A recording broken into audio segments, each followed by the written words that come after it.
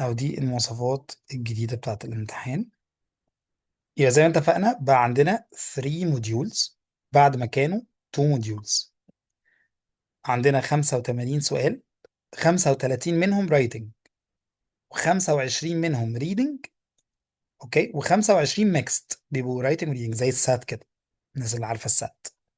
اوكي، الرايتنج وقت السؤال 51 ثانيه. اوكي، وقت الريدنج السؤال بتاعه 72 ثانيه. اوكي، هقول لك بالظبط برضو الوقت بتاع التست نفسه، نص ساعه في الموديول الواحده. يبقى كل موديول نص ساعه. طيب، يبقى احنا كده عندنا خلاص ده اول موديول يا شباب، 35 سؤال هحلهم في نص ساعة، كلهم زي ما اتفقنا رايتنج اللي هو جرامر فوكاب، وفيهم برضو اسئله ريدنج بس بالشكل بتاع الرايتنج اللي احنا كنا بناخده في الاي اس تي القديم. اوكي، اللي هو نفس فكره مثلا ايه السنتنس اللي بتسبورت، ايه السنتنس اللي بتدي انترودكشن، ايه السنتنس اللي بتدي كونكلوجن، وهكذا. بعد كده عندنا موديول 2. موديول 2 هيبقى عندك فيها ريدنج باسجز، كلها ريدنج بقى طبعا، بتقرا بنفس طريقه برضو الريدنج القديم بتاعنا عادي جدا. يبقى عندك باسج وعليها حوالي 10 اسئله مثلا اهو، اكتر كمان هنا عليها 13 سؤال اهو، كلهم على نفس الباسج.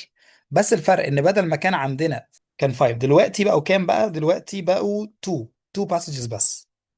طبعا ده افضل، لان انتوا كنتوا بتبقوا يعني الوقت بالنسبه لكم صعب شويه في الفايف باسجز، لكن كده عندكم 2 باسجز هتحلوهم برضو في نص ساعة. بس 2 باسجز عليهم كام سؤال؟ عليهم 25 سؤال.